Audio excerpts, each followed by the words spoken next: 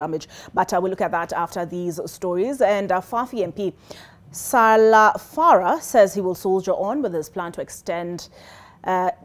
to have presidential term limits removed, despite his party UDA distancing itself from his plan. According to UDA, the scheme to extend the president's term is a product of the legislator's quote-unquote fertile imagination, saying it is busy implementing its election pledges. The opposition is, however, accusing President William Ruto of being behind the ploy, claiming the proposal is meant to test the waters. NTV's senior political affairs reporter, Kennedy Mureithi, reports on the proposal that has started a storm on the political landscape, and notably is also, said storm is covered on the front page of the Daily Nation as well this morning. But first, let's take a look at that report by Kennedy Mureithi. The United Democratic Alliance Party has found itself on the receiving end of an unfolding political scheme aimed at extending the president's term even before his government fully takes shape.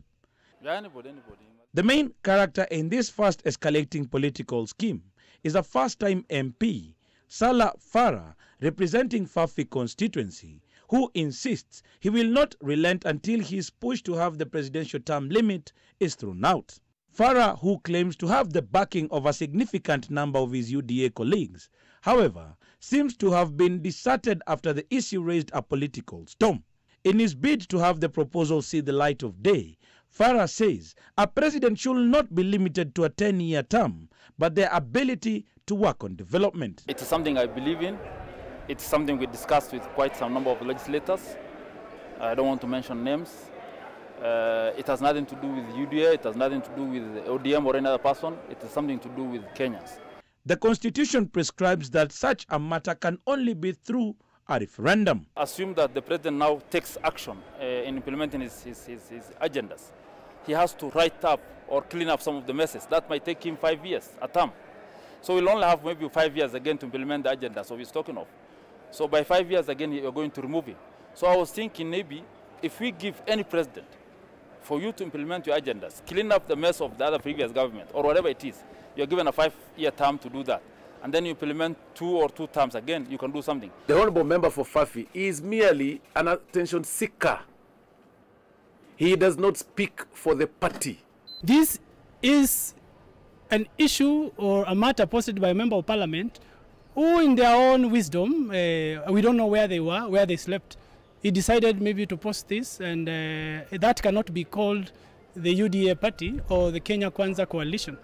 The UDA in a tweet dismissed the remarks by Salah Farah, noting the plans to extend term limits for the president are product of a fertile imagination by the legislator. The UDA in a tweet dismissed the remarks by Salah Farah, noting the plans to extend term limits for the president are a product of a fertile imagination by the legislator. UDA distances itself from the utterances by the MP. That is not the position of the party. And I speak that with authority, that there is no such thinking that we need to review the constitution to extend the term limit. In any case, by the way, such is not the discussion to put right now.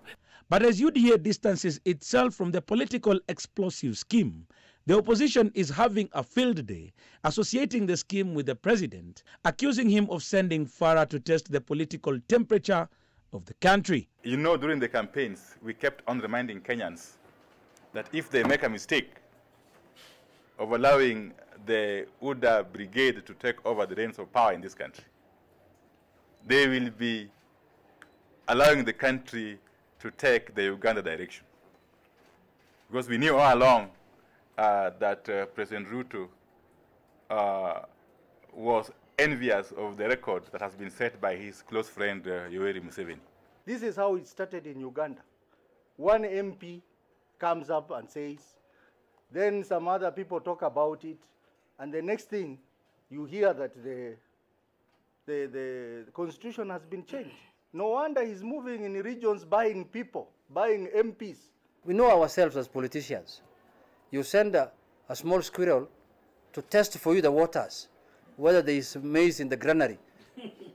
We know each other. That's what the young man was doing.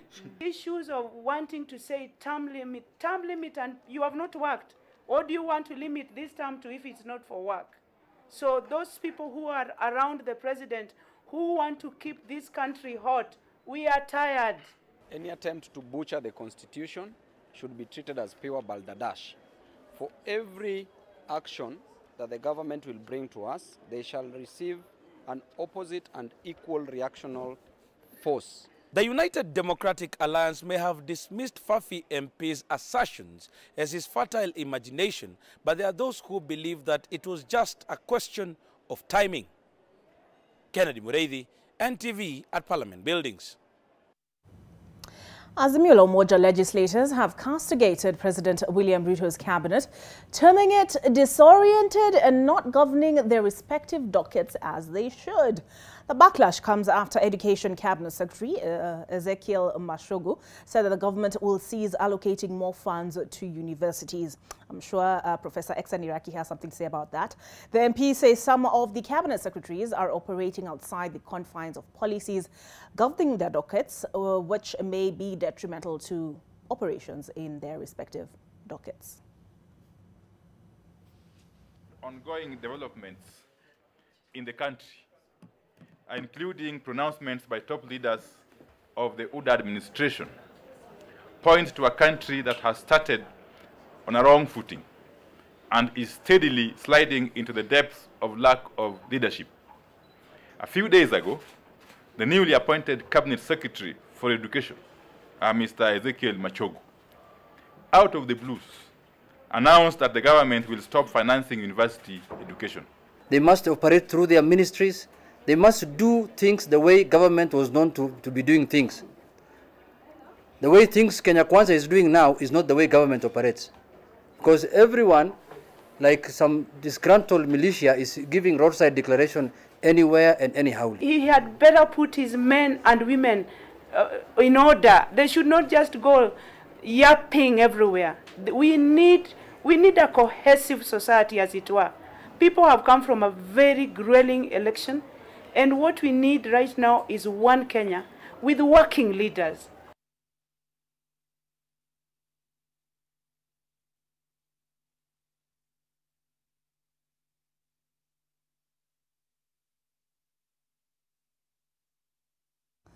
All right, it's about that time when we take a look at what is on the front page of the dailies and we flip through. Now, on the Daily Nation, there's that story I was telling you about, storm over plot to end term limits. Country has more pressing matters to deal with, leaders tell MP, and the Nation says no please. And I can see here the MP in question, the MP who's made that proposal, and he is the Fafi Member of Parliament. Let me see if I can zoom in any further. There we go. Much clearer. And let's see some of what the responses have been. Johnson Muthama says, we stand for open democracy, which Kenyans labored to achieve and attain. It did not come on a silver platter, but through shedding of blood. And given the distance and miles we have covered, we cannot go back from that position. The party stands for a 2-term limit for the presidency, 75 years, the age at which Salah Yakub, who is the Fafi Member of Parliament and who won that seat on a UDA ticket, wants a person to be barred from running for president, to be barred from running for president rather than the current constitutional limit of 2 terms. So at 75 years is when he says the cutoff should be. And here the ruling Kenya Kwanza Alliance yesterday reacted angrily to revelations by Fafi MP Salah Yakub over plan to remove presidential term limits, with UDA chairman Johnson Muthama cautioning that the president's party believes in open democracy in the rank and file of the coalition, calling the MP's remarks personal and hot air. So today we'll have a lot of conversations around this hot air that Chief Justice Martha Koome made popular. So let me just ask my panelists to weigh in quickly on this. Should we reconsider presidential term limits? Is it retrogressive? Will we claw back the gains attained in this constitution promulgated in 2010? Or the Fafi MP argues that it allows people to implement their development agenda. I'll start with the new face, at least. No, but my senior. Prof, you don't mind? My senior. What do you make of this, Odhiambo? Just pulling my leg. And which do you prefer me to call? Which name should I use consistently? Odhiambo, Ramogi, either? Either. Either, okay. Yeah, there is a common saying that politicians and diapers need to be changed frequently for the same reason, because they tend to get corrupted. And the accusation that you need more time to work is neither here nor there. We have people in the region, and I do not want to name names, leaders across the region who have extended their term limits. I don't think they've worked more than, for example, the Kenyan ones who've come and gone. In terms of economic development, we are still ahead, and we are ahead because of that very democracy. And so the proposal by the Fafi MP are very naughty and cheeky, and must be nipped in the bud quite early. All right. What about you, Prof? Do you agree that politicians are like diapers and therefore need a frequent change? I'm not very conversant with the diapers because they are it's a very recent invention in the market. But I was surprised that if you look at the two newspapers, they have the same headlines. Yes, yes, they do. That clearly shows how sensitive and how enticing the topic is. I am surprised that we are bringing this issue so early after KK won the elections. They have not even settled. We don't even have PSs. So to start talking about extending the term is premature. And in my opinion, they are trying to test the waters to see how the public would react. Personally, I don't support extending the term limit, because like any other job, you get tired after you have worked for 10 years. So the country will benefit by having a new change, having new ideas, innovative ideas. So we should not even be debating this. And one of the reasons why Kenya is admired in this region, as my co-panelists mentioned, is because of the fact that we are very democratic. We can change president after 10 years, after 5 years. Same with MPs and so on. So that would be a step backward as far as democracy is concerned. But I'm convinced that Kenyans will not allow that to happen. Okay. We have moved too far to think of going backwards. All right. All right. So both these gentlemen in the studio have nixed this idea. They say no, nip it in the bud, I think is how Odhiambo has put it. Okay, let's take a look at what else is on the front page of the Daily Nation. I can see our subject matter this morning, SGR at the top there. SGR inside the commercial contract no one wants to touch. We'll get into that in a couple of minutes. Senators give governors 14-day ultimatum over ghost workers. And I see on page 10 of the Daily Nation, Collymore family ends court fight for estate. And I see a lady here. Let me just flip back to her. Quick minute there.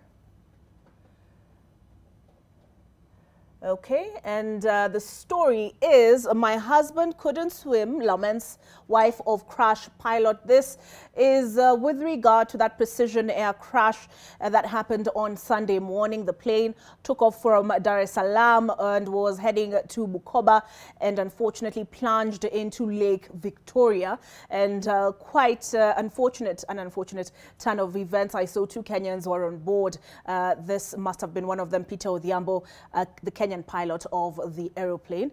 And you can hear from his wife, read her thoughts, her sentiments on that, in that story in the Daily Nation.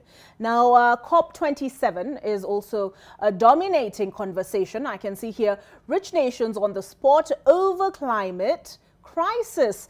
And here we go. This report is by James Kahonge in Sharm el Sheikh, Egypt. We have our very own Zainab Ismail, who is in Egypt as well, and keeping an eye on President William Ruto's activities. He yesterday addressed Kenyan media and led the Kenyan delegation as well as the African delegation to this COP summit.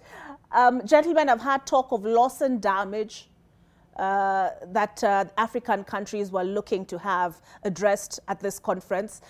It was postponed. I believe it should be addressed by 2024. For those of us who are not very conversant with climate change matters, I don't know whether you two gentlemen are. Could you provide some insight? Do you have a sense of what that is about? I think for me, what I can comment on is the politics. And then I'll let Prof do the environmental economics analysis. I don't think we are getting a fair share of the climate change discussions as African states.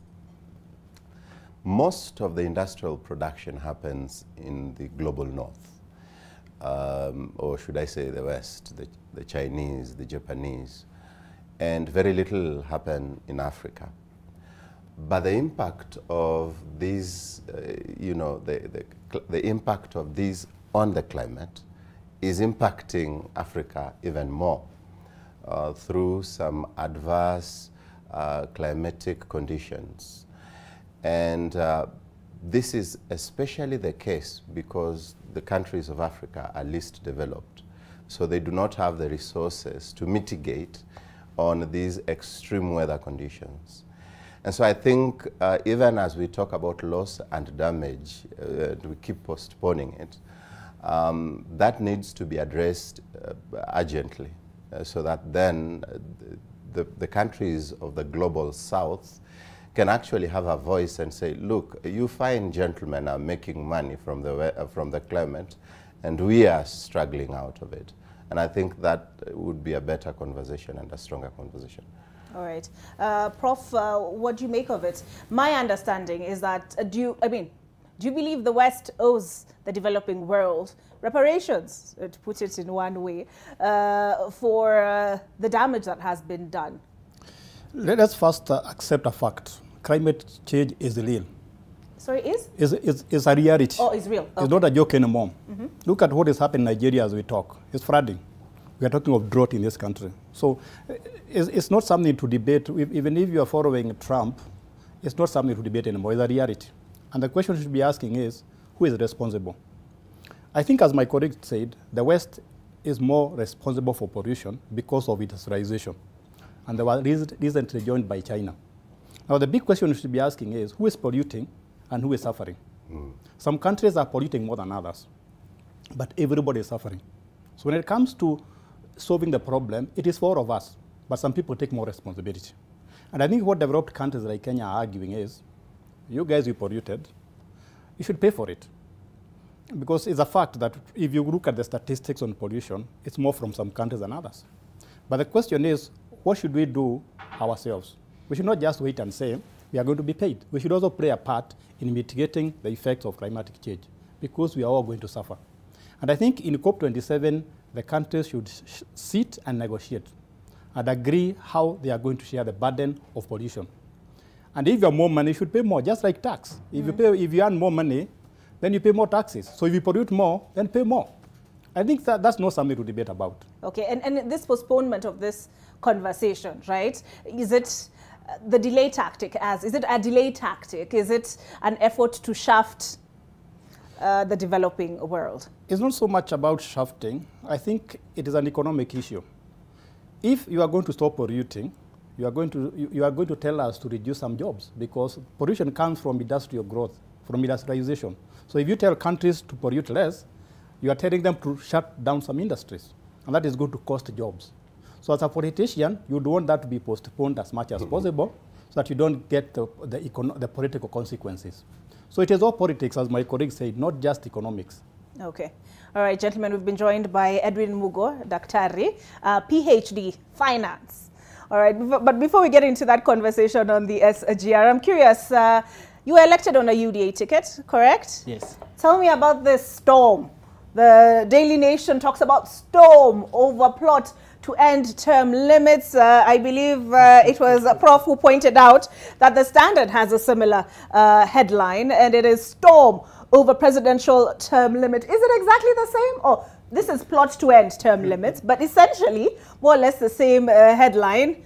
My my two panelists here, Odhiambo Ramogi and Professor Exxon Iraqi, say X. No, we cannot go that direction. What are your thoughts? Yeah, thank you very much, Olive, for this invitation. First, I want to confirm that Professor Iraqi was my lecturer at the University of Nairobi. Can I disclose his grade? He taught me management mathematics. So I'm very privileged to be with him in this panel. Happy to have you. Yeah, so regarding this storm of a plot to end term limits, first of all, I want to confirm it's not a UDA party position. And you know, for politicians, sometimes if you want to gain some fame, you just you have to try and generate some of these headlines. We discussed with our fellow UDA parliamentarians yesterday. We were in Parliament, and we said maybe we need to focus on more pertinent issues and more urgent issues, like, you know, we have hunger in this country. We are talking about the NGCDF. Maybe they need to bring back the NGCDF because, you know, it is serving so many people back in the ground, and so forth. So we are trying to look at the most urgent needs. But again, this is a democratic country, and everybody has a right to suggest some of these things. But I can tell you, as you know the process, this will be brought, if it happens, it will be brought in the House. It needs 2/3 majority to pass in Parliament. Obviously, you know it cannot, because also as Kenya Kwanza, we don't have the 2/3, and also it's not our position. It requires even a referendum. So I think it's just a proposal, and for me, I will just leave it at that. All right, so this is not testing of waters? Absolutely not. All right. Prof, do you have anything to add to that? I'm just concerned about my former student. He should not have come wearing a blue tie. A greenish tie. He should have come wearing a yellow tie. Now more UDA than you. The election season is over. I think we're now allowed to wear all colors. Absolutely. But I think the issue he's raising about the UDA position is an interesting one, because we have seen a lot of things going through the Parliament that we did not expect them to go through. For example, some cabinet secretaries were denied, were deemed as unfit to be appointed, but they still went through. So we are fearing that when such an issue like term limits comes to Parliament, something like that might happen. So I want my student to confirm to me that there will be no gymnastics in Parliament, such that some of the people we think will oppose the term limit will actually support it. Because I don't think it will just be about term limit for the president. Governors might also sneak in that. They have desired that. So I don't want to believe that it's just hot air. I think there must be some other current. And who else can tell us truth more than the MP? Olive. Hot air. Yeah, Olive, as I said, for me this is hot air. It's hot air. Yeah. He says it is hot air. All right. Can I add something? Yes, please. First, I agree with Prof. In the business of politics, nothing just happens, courtesy of chance. There must be a hand, an invisible hand behind the scenes. And so we don't take it that it is just hot air. But I think my faith out of this comes from the fact that you do not trust a politician's good intentions, but you trust a politician's self-interest. You know, there is a saying that every parliamentarian wakes up in the morning, looks in the mirror and says, behold, your next president. And so they are all interested in that seat, and they would want as early as possible for the current occupant to leave when the time comes. All right. So I don't think that that would be materializing anytime soon. I want to give the Mathioya MP the benefit of the doubt. Yes, Prof? But we have one consolation. If you remember what happened to BBI, then based just on that, then we don't need to worry about term limit. I think our courts are robust enough to make sure that does not happen. All right. Unless something happens with the new administration.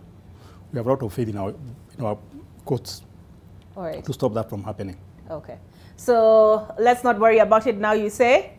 Okay, let's move on. I can see still on climate change, page 3 of the Daily Nation. Women demand inclusion in climate change discussions, calling for compensation. They say victims of climate change are disproportionately women. All right, let's take a look. And here it is, what we're discussing. We're not seeking to scrap term limits, Ruto allies say. Opposition lawmakers and political experts also condemn the proposal. I see President's UDA party and his inner circle dismiss the proposal by this lawmaker here, the Fafi MP Salah Yakub, to abolish term limits and replace it with age limit. I can see there's a quote here from politician Bobby Wine. I saw him tweet, and I'll need to open my Twitter. But dear Kenyans, be vigilant.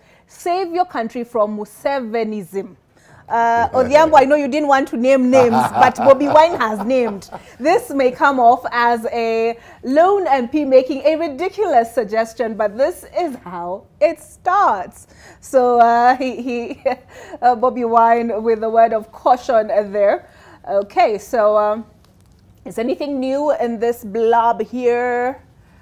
Yeah, Fafi MP Salah Yakub yesterday defended his proposal, saying it was born out of consultations with MPs, but that it did not have the blessings of the party. It is something I believe in, but my proposal has nothing to do with UDA, ODM, or any other person.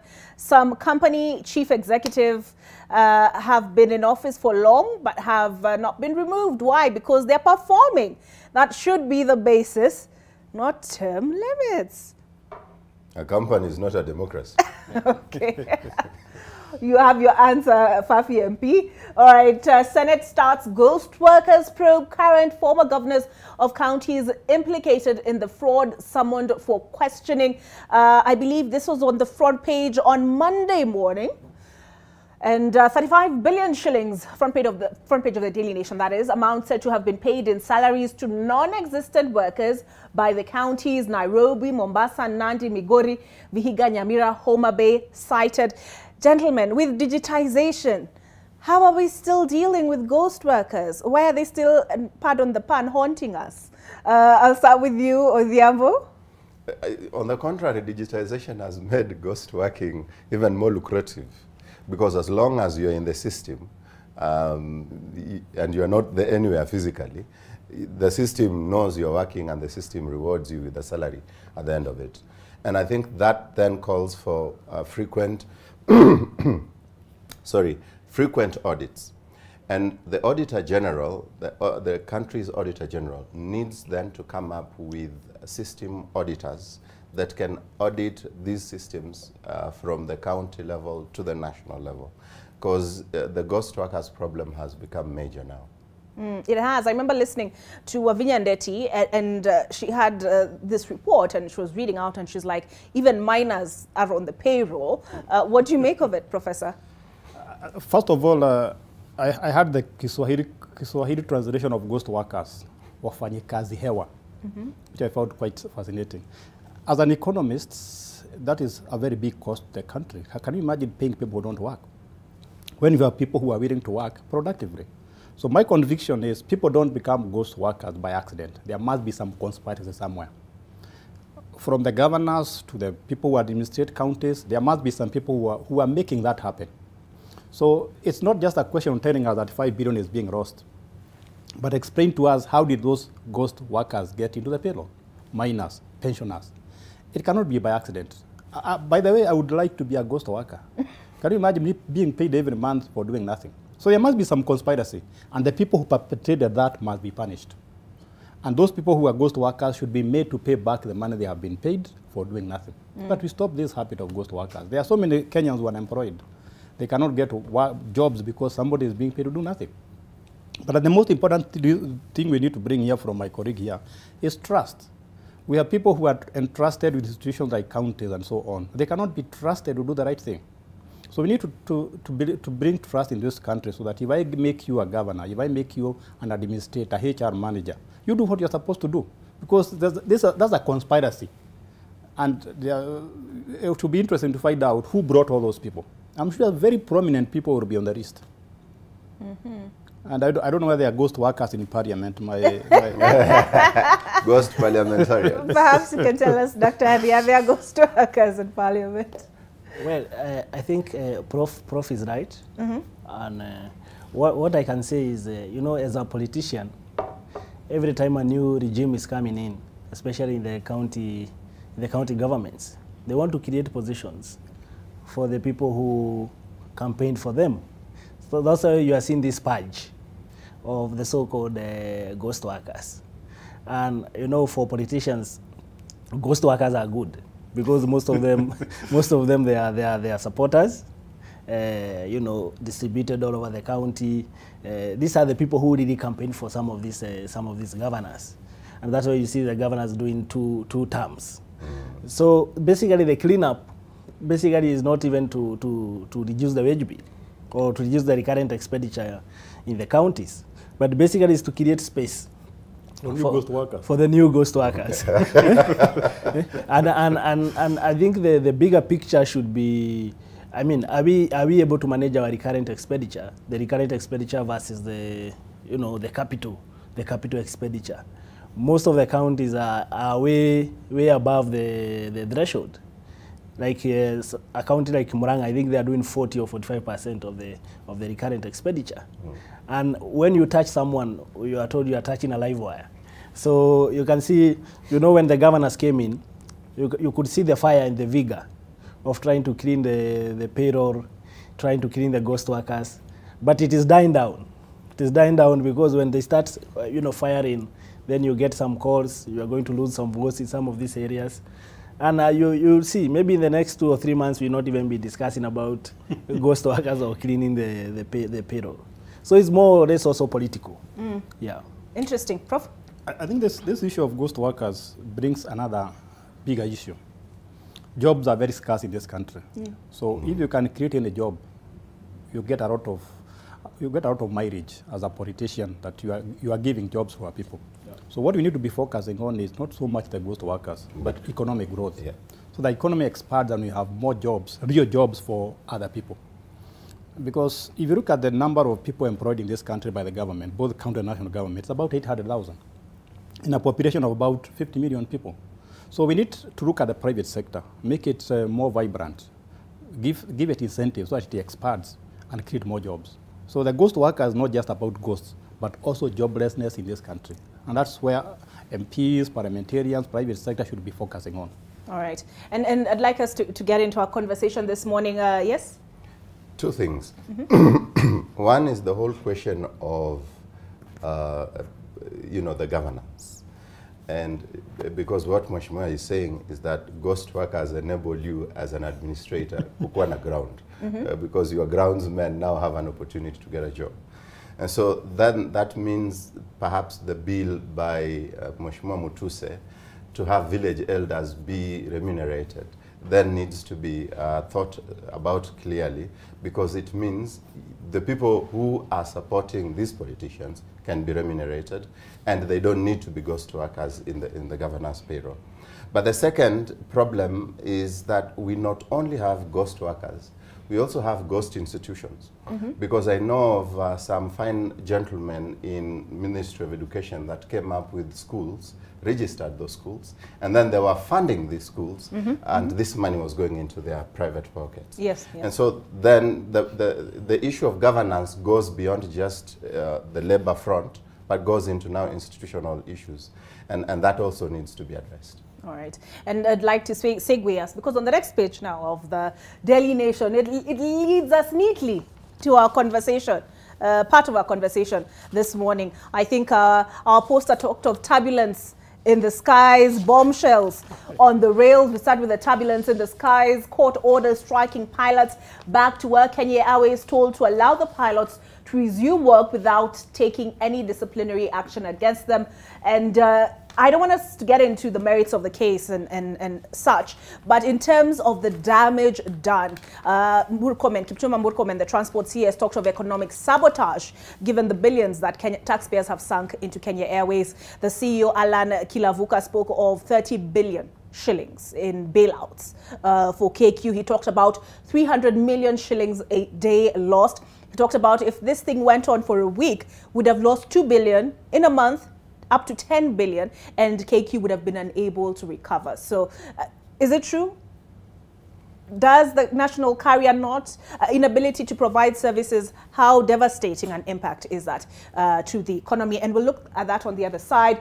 But in good news, as we heard in that top story this morning by Leila Mohammed, following the ruling issued by Employment and Labour Relations Court, our members shall resume duty at 600 hours East African time on Wednesday, November the 9th, 2022. A statement here from CALPA. We'll look at that on the other side of this break.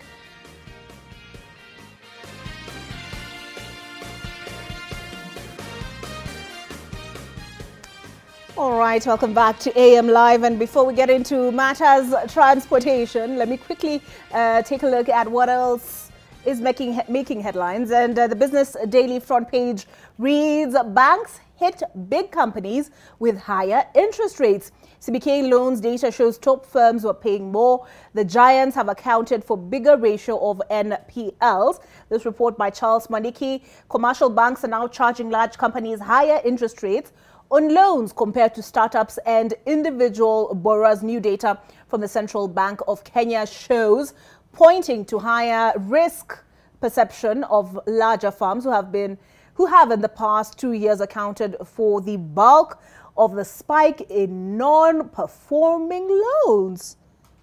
That's okay. I'm not an economist, but that's surprising to me. What do you make of this, Odhiambo? The issue of non-performing loans has been there before COVID, during COVID, and after COVID.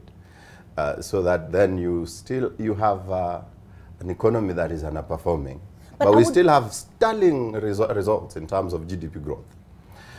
So now, where we find ourselves is that, yes, we have reports of great performance, but we are still underperforming in terms of loan repayments. But I would imagine the larger firms have more financial muscle. The larger firms have more financial muscle in terms of perhaps savings or reserves.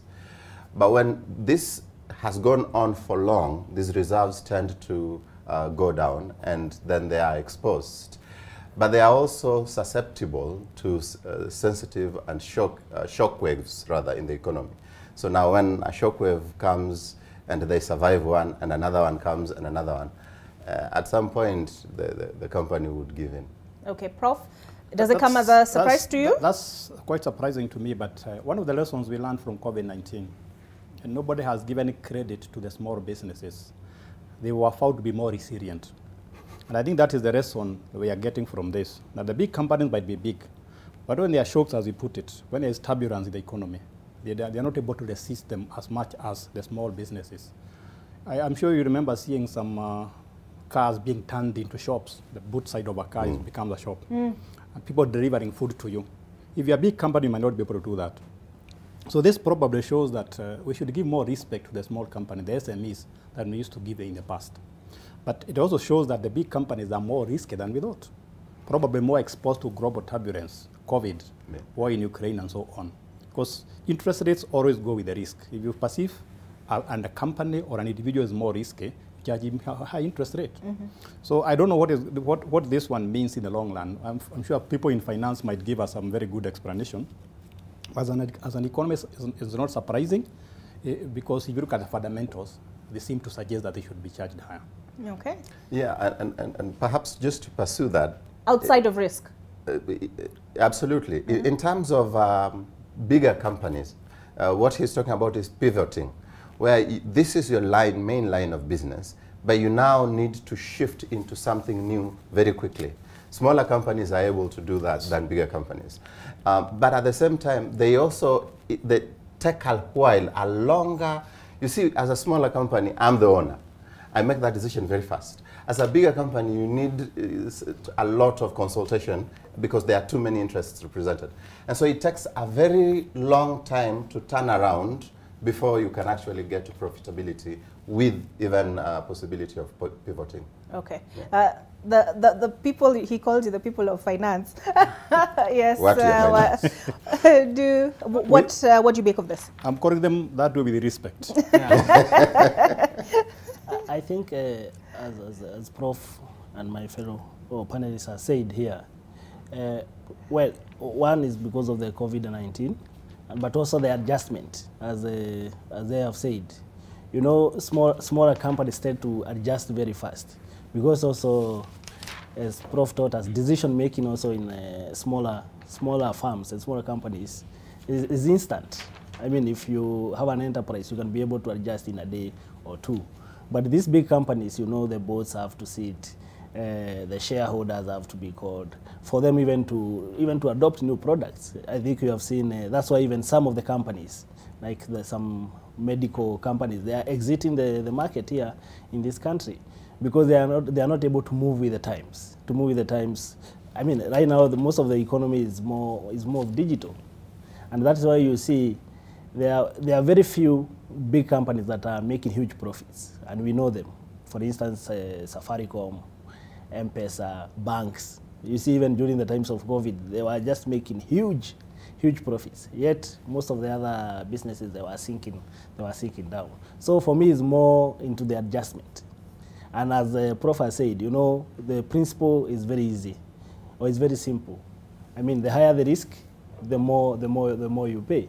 So most probably some of these big companies, they have also other loans, their loan portfolio. You know, they have taken other risky loans. So if a new borrower is coming, and you see the paying trend and the other loans that they have taken, you tend to charge high interest rates.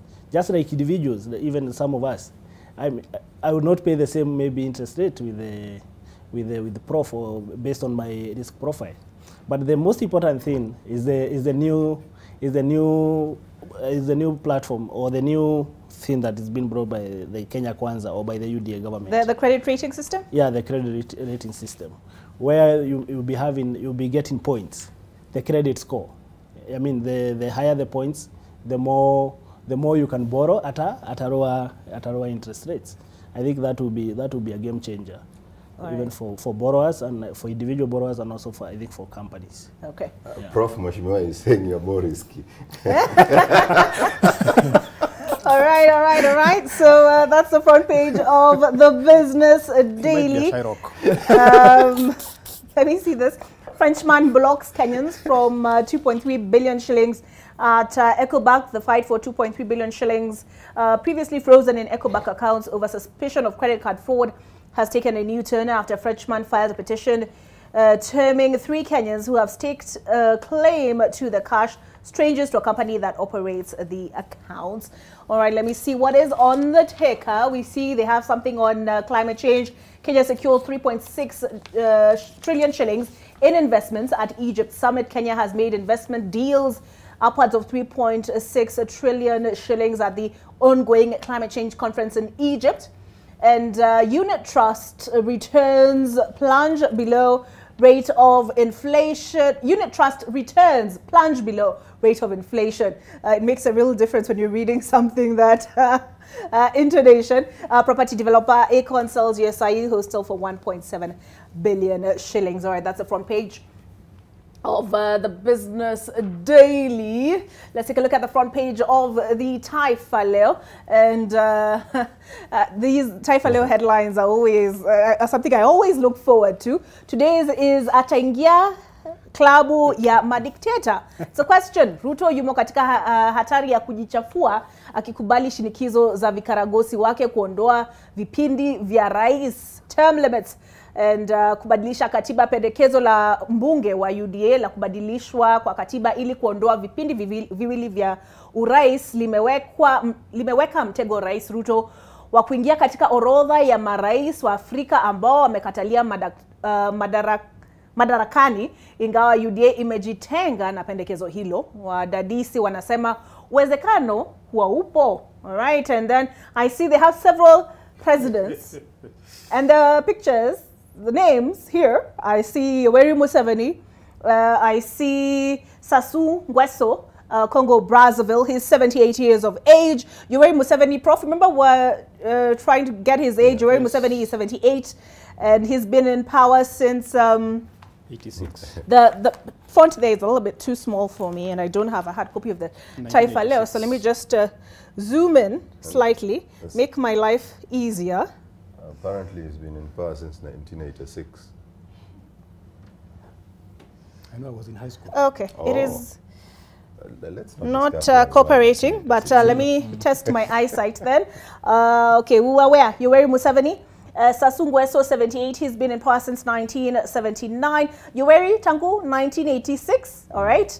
I can see here, what can I read? Theodore Otiang, 79, Equatorial Guinea. He's been in office since 1979. Ismail Omar Gule, he's 74, Djibouti, he's been in power since 1999. Paul Kagame, 65, has been in power since 2000. Paul Biya, Cameroon, thank you so very much. He is 89 and he's been in power since 89. He's the oldest of the bunch. 1982, that was before even I was born, years before. And Isaias Afwerki, 76, Eritrea, power since 1993. Shocking. But anyway, so that's the front page of the Taifa Leo. Let me see. I think that's it. If I look at these other papers, the headlines, we already looked at the Standard. What does the Star? Star has a thing. Same thing. Term limits. UDA disowns Fafi MP's plan. Ruto Party Chairman Mudhama says MP's views are personal. So, yeah, that's the front page of the Star. Okay, so I will divert us. Now I'm speaking in airline lingo. I will divert us back to our conversation this morning, and that is turbulence in the skies, bombshells on the rails, court orders striking pilots back to work. I see they tweeted.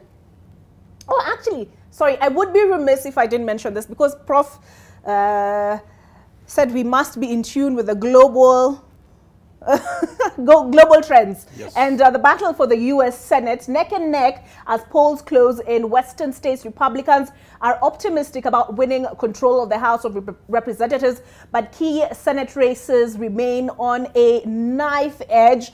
The midterms in the U.S., does it matter to us? It does. It does. Prof? It does. Because depending on how the Democrats or Republicans are going to perform in the midterm, that will have a pointer on what is going to happen in 2024. Are Democrats going to win or Republicans? And any new regime comes up with new policies towards Kenya and other African countries. So we should be wary of that. I don't know who is going to win, but I hope the best is going to win. And maybe something to mention very important about midterm elections is we borrowed a lot from the US Constitution, but we did not make our Senate as powerful as the US Senate. The Senate in the US is very powerful. That's why the Democrats and the Republicans seesawing, saying we want to win this. Because a lot of laws cannot be passed without concurrence of the Senate. Maybe we should make our Senate as powerful. I mean, that is one of the proposals on the table, if I have it correct. We have a National Assembly representative here. Let him tell us what his thoughts are. Yeah, I think regarding the US elections, as Prof has said, this is just a warm-up of the 2024 elections. I was watching them in the morning. It's a close call. That also tells you the divide in the country between the Democrats and the Republicans, just like it was during the elections of 2021. And probably, as Prof has said, we don't know who will win. But if Republicans get a good candidate in 2024, then we are in for a very good fight. But regarding the Senate, the Senate here, well, we borrowed a lot from the U.S. Constitution, but not all that we borrowed from the U.S. Constitution. I think our Senate here, they have a very clear mandate. I mean, to oversight the counties. Actually, they are very powerful because they also pass the amount that is allocated to the counties. Right now, we are having a debate in Parliament to anchor the CDF, the Senate Oversight Fund, into the Constitution. I think it will be the first amendment of the 2010 Constitution, because they were saying also they need a fund to be able to to oversight our counties. What we have not agreed is will this fund will it be a standard figure, or will it be a percentage of the budget that is given to this specific to these specific counties? And I believe, just to be frank, we have to, for NGCDF to be anchored in the Constitution, I think also we have to give in to the Senate oversight, to the Senate oversight, because it is a money. It is a money. It is a money bill. It is a money bill, and it has to go through the National Assembly, and also it has to go through the Senate, and it requires two thirds. All right. He's smiling because politicians are sitting together. Your thoughts? No, that's very opaque. But let me say this. First of all, let me comment on the US elections. I don't think it's just symbolic. I think it's also very crucial to the realities as they are right now. In terms of the Republicans tend to be more inward-looking, at least in this season, with the leadership of Trump saying America first. And throughout his 4-year reign, and even afterwards, the Republicans seem to be more inward-looking, while the Democrats are outward-looking in terms of their foreign relations. You'd also remember that after a lot of work has been done in Iran, Trump undid that, but somehow we are seeing significant progress with Biden, and not just in Iran, but also in Korea. But where I was going to is the issue of climate change. You know, Donald Trump says there's no climate change. It's a creation of the civil society and the global world to fleece America, while the Democrats do not believe in that because they are more scientific in their approach. If the Democrats win, then now a policy originated by the Biden administration can be passed easily and can also favor the rest of the world. If the Republicans win, then you can forget about many of the nice policies that would be originated from the Biden administration, because they will probably not pass it. And that is why this midterm election is important. I feel like the Democratic Party is not doing us a favor, because they would have won the midterm election, but they are not winning it at all. They are not. Now, coming back to the issue of the Senate, well, these people need to be serious. First, the NGCDF is illegal, Mheshimiwa. It is unconstitutional. It is unnatural. It was supposed to test the waters to see how devolution would look like. It tested the waters successfully. The waters are good. Now we have the actual thing, which is devolution. It is like going to a cosmetic shop, Olive, and after you've gotten the perfume, you still want the tester to come along with the perfume. We don't need the tester. And the courts have said that repeatedly, that we don't need the CDF anymore. But the MPs still want the CDF. No, it is expensive. They use it for corruption. No offense meant to, of course, I know you are a very good MP. You've never done corruption. They use it for corruption to benefit themselves. There is a lot of patronage involved with it. The same way governors are using ghost workers' positions to kutengeneza ground. They use CDF kutengeneza ground. And so we have very disqualified, unqualified, incompetent men and women serving as members of parliament merely on account that they are managing CDF. We have CDF managers in the name of MPs. That cannot continue. CDF must stop. And if you went and put it in the Constitution, we will, of course, bring it for public participation. Bring it so that we can participate the way I'm participating. But now they are going beyond the CDF. Now they are saying there is also need, senators need money also to kutengeneza ground called oversight fund. No, the money, all that money needs to be put together and put in the county government, because that is the one the Constitution recognizes. That is the one Wanjiko said should be recognized. And the county government has ways of oversight. It has parliament. It has the county assembly to oversight over it. It has village committees that are supposed to inform the governor what to do. It has structures that are laid in law. You do not come up with something unnatural and call it Senate oversight. Senate should oversight the government concerning devolution, the national government, not again go and try and compete with the governor for the small amount of money that is going for Mwananchi, that they also want a share of it. This is unnatural. All right. Quickly, right of, because I want to move us along. Right of reply. Yeah, I think he has very valid points, but also he needs to really understand how the NGCDF works, because the NGCDF is not managed by members of parliament. It is managed by fund managers. It's managed by the national government. Okay, who appoints those fund managers? No, the fund managers they are civil servants. They are appointed by the NGCDF board in Nairobi. We have fund managers. Actually, a member of parliament is not in any way involved in the management of NGCDF. But the member of parliament appoints the board. No. After this, people have No. The board, you know, they advertise for the board positions. People apply. Then that board is vetted here in Nairobi by the NGCDF board. And some are rejected, some are accepted. So a member of parliament does not in any way involve him or herself in the management of NGCDF. And these funds are doing wonders in the ground, I can tell you. It is only the NGCDF, maybe before Prof comes in, where the principle of recurrent versus capital expenditure has been respected. In most of the NGCDF, the recurrent expenditure, because they have very few staff, they have like 5 staff, you can imagine only.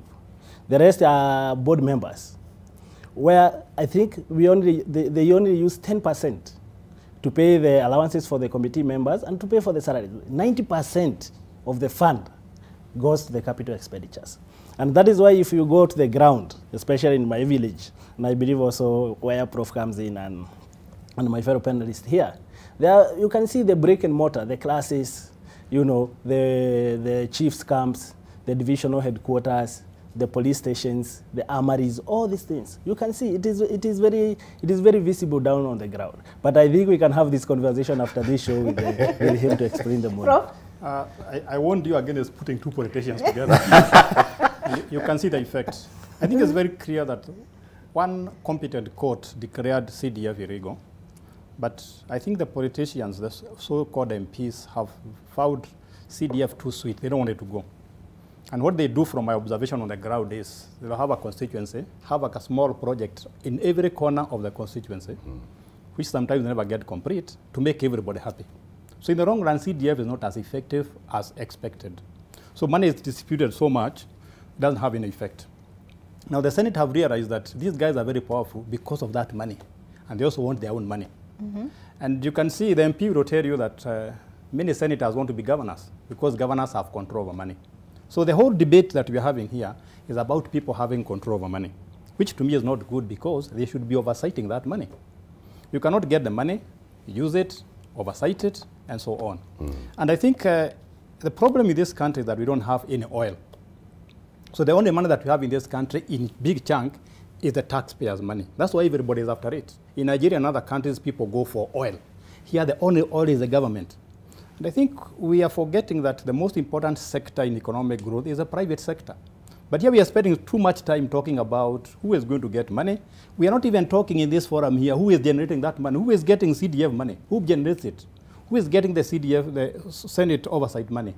So we should probably focus more, not who is going to get the money, but who is going to generate it. Okay. And I think that should be our debate in the next 2-3 hours. Okay. Just also right of reply on the question of, he says MPs are not involved with the management of the fund. That is, he knows as much as I know. No, he's a new MP, he may not be aware. No. He's aware that that is, of course, PR. But that is pure public relations. If they were not as involved as they are saying they are not involved, would they be so passionate about it as to go against the grain of the judicial ruling and to come up with a proposal to change it in law? No. They are involved. They forward the names of these people who are to be appointed in the boards. They influence the decisions of the boards because they appoint themselves as the patrons of these CDF committees. And then they influence even the person who is the fund manager. They are involved. You're shaking your head. Yeah, absolutely not. And I think this is just a fallacy, what is out here. But the reason why we are defending NGCDF is because of the problems that we have on the ground. On Monday, I was there for almost 14 hours. And everybody, almost 90% of the students, let me finish, 90% of the students and pupils, they are at home because of bursaries. I mean, me and Prof and my fellow panelists here, we can sit here, we are able to pay school fees for our kids. But I feel for those kids there that were being supported by the NGCDF bursaries. But right now, they are doing their KCPE, they are doing their KCSE, but they are at home. You know, we can talk, the courts can say whatever they want to say. But I can tell you, Olive, there are millions of kids down there, especially on the ground, who are not able to go to school because of this NGCDF. All right, I want to, okay, last word, Prof, and yeah. Okay. I like the way my former student is responding, but I want to be more broad in my perspective. That CDF is supposed to be paying for school fees and so on. In our days, there was no CDF. We went to school. Why? Because coffee was well managed, pyrethrum was well managed, tea was well managed. We were able to take our food crops, our milk and so on, very good prices, and we were able to get money to pay for school fees. Now, the reason why these kids are looking for CDF is because they have no money. They don't have a source of income. And that is what the MP should be doing, stopping that dependency. That for me to educate my kid, I must go to the MP, I must go back to the MP. Empower me as a parent, I get some means of livelihood, I pay for school fees, not depending on the government. I don't want that dependency. Or handouts. Yes, that unless I talk to the MP, my kid cannot go to school. We should stop that. Okay, last word, Odhiambo? I like his climax to the conversation. Let's make the economy work for everyone so that then we are not dependent on politicians, whether senators or MPs. They are not this passionate usually about the money going to the governor. Even though he says, now giving me, have you realized he's moved the conversation from the real issue, which is, are they involved or not, to giving me examples of need. The examples of need are there. And the beauty of politicians is they can lie with a straight face. And he's performed very well this morning. No, he's not telling lies. Absolutely. He's not telling lies at all. But the real issue is let us follow the law. And the law says the governor and the county government should have the devolved funds. Give the governors the money to run and give them oversight. I will